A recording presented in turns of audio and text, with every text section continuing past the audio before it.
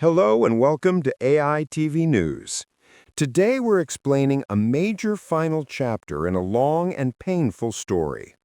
On October 14, 2025, the United States Supreme Court rejected an appeal from conspiracy theorist Alex Jones, leaving in place a staggering $1.4 billion judgment against him for his lies about the Sandy Hook Elementary School shooting.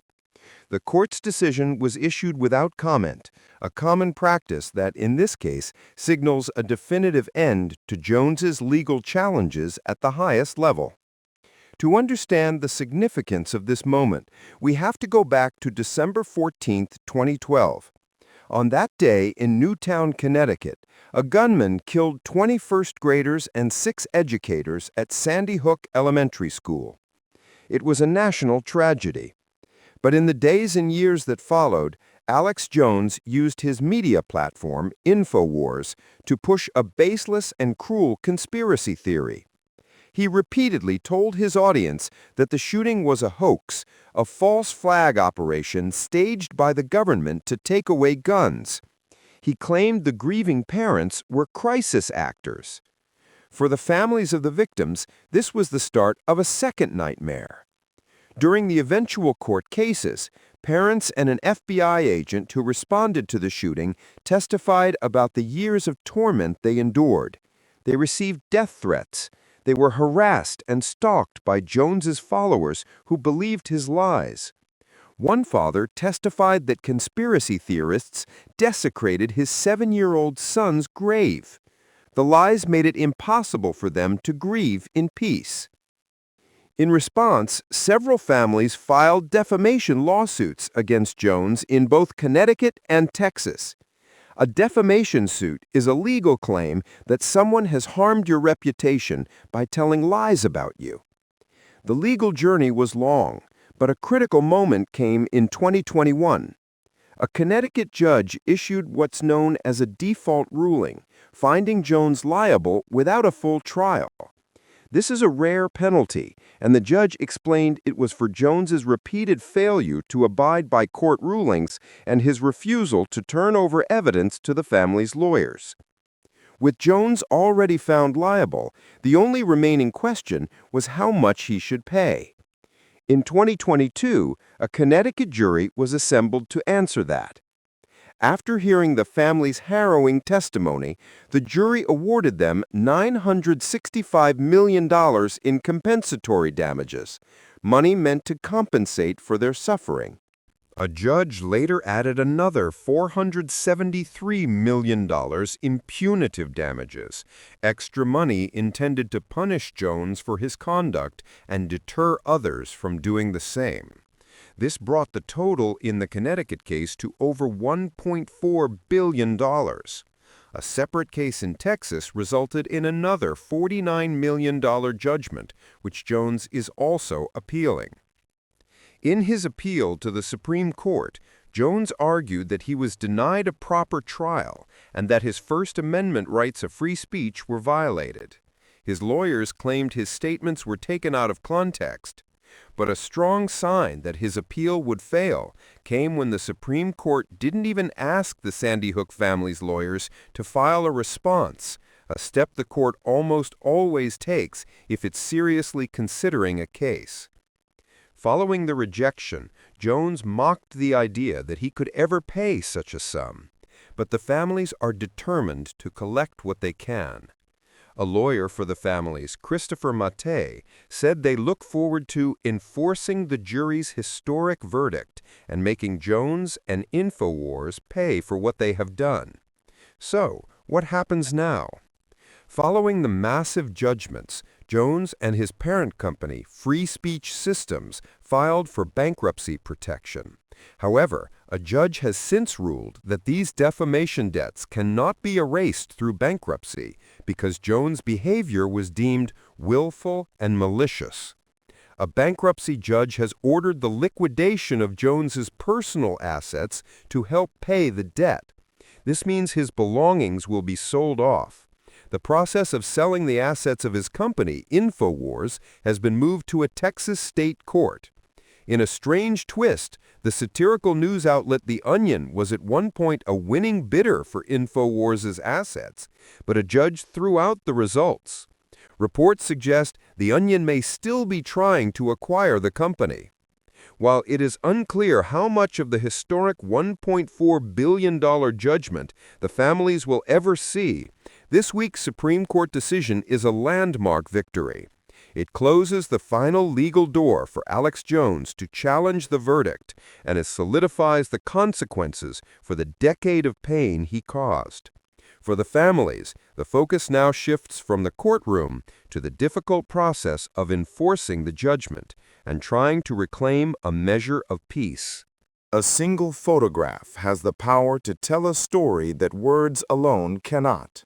It can capture a fleeting moment, reveal a hidden world, and change the way we see our planet. Today, we look at one such image, the winner of the 61st Wildlife Photographer of the Year Award, a haunting portrait that was a decade in the making. Welcome to AI TV News.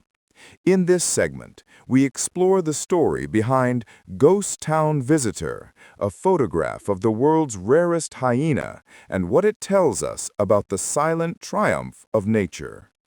The image is both eerie and beautiful. A shaggy, ghost-like creature emerges from the shadows of a decaying building, its form framed perfectly in a doorway. Sand dunes pour through the windows of the room behind it, burying the floor in waves of orange. This is the work of South African photographer Wim van den Heever, and it has just been named the Wildlife Photographer of the Year for 2025. The photograph was taken in Kolmanskap, a ghost town near Luderitz, Namibia. A century ago, this was one of the richest towns in Africa. After a worker discovered a diamond here in 1908, a rush of German miners descended on the desert, building a lavish town, complete with a ballroom, a casino, a hospital, and even the world's first tram in Africa. But the boom was short-lived. By the 1950s, the diamonds had dwindled, and richer deposits were found elsewhere. Kolmanskap was abandoned, left to the mercy of the relentless desert winds and shifting sands. Today, it is a town being reclaimed by nature, and its newest residents are the subjects of Van den Heever's award-winning photo. The creature in the doorway is a brown hyena, the rarest of all hyena species. With a global population estimated between just 4,000 and 10,000, it is listed as a near-threatened species. Unlike their more famous spotted cousins, brown hyenas are shy, mostly solitary, and almost exclusively nocturnal. They are known locally as strandwolf, or Afrikaans for beach dogs. The name is fitting. These hyenas patrol the desolate coastline of the Namib Desert, often traveling dozens of kilometers in a single night. They pass through the ghost town of Kolmanskap on their way to the shore, where they hunt for Cape fur seal pups and scavenge for whatever the Atlantic Ocean offers up. Capturing this elusive animal in such a perfect, poignant setting was no easy task. For photographer Wim van den Heever, it was the culmination of a 10-year obsession. He first noticed hyena tracks in the sand-filled streets of Kolmanskap a decade ago and became determined to capture the animal's passage through this man-made ruin. But the strandwolf is a master of evasion. Photographing it in person proved impossible. Van den Heever turned to camera traps, devices that use a motion sensor to trigger a photo. For years, he struggled. His cameras were falsely triggered by swirling Atlantic fog and battered by sandstorms. The hyenas would appear, but the lighting would be wrong, or the moment would be missed. Finally, after a decade of perseverance, his patience paid off. The result is Ghost Town Visitor, an image he calls the most perfect frame imaginable. The judges of the competition, which is developed and produced by the Natural History Museum in London, agreed. They selected Van den Heever's photo from a record-breaking 60,636 entries submitted from 113 countries and territories. Jury Chair Kathy Moran noted that the photo offers a unique twist on the urban wildlife category, which it also won. This isn't a story of animals adapting to our cities, but of wildlife repopulating a town that humans have left behind. Competition judge Akanksha Sood Singh described it as a multi-layered story of loss, resilience, and the natural world's silent triumph. It is a powerful statement about nature reclaiming a human-dominated environment. For the photographer, the message is also one of hope, that wildlife can live alongside us and that coexistence is possible if we choose to embrace it. The Wildlife Photographer of the Year competition has always been about more than just beautiful pictures. It uses the power of photography to tell crucial stories about our planet. This year, other winning images highlight critical conservation issues. The Young Wildlife Photographer of the Year award went to Andrea Domenici of Italy for a photo of a beetle set against logging machinery, a stark reminder of habitat loss. The Impact Award was won by Fernando Facioli of Brazil for his image of an orphaned giant anteater, drawing attention to the growing threat of road collisions. For the first time, the exhibition is adding another layer of context to these powerful images. The Natural History Museum will display the photos alongside its Biodiversity Intactness Index. This is a scientific metric that estimates how much of an area's original natural biodiversity still remains. It provides a simple health score for nature, giving visitors a clear, data-driven look at the human impact on the locations shown in the photographs. The winning images will go on display at the Natural History Museum in London on October 17, 2025, before touring the world. They serve as a stunning and often sobering reminder of the planet's fragility and beauty.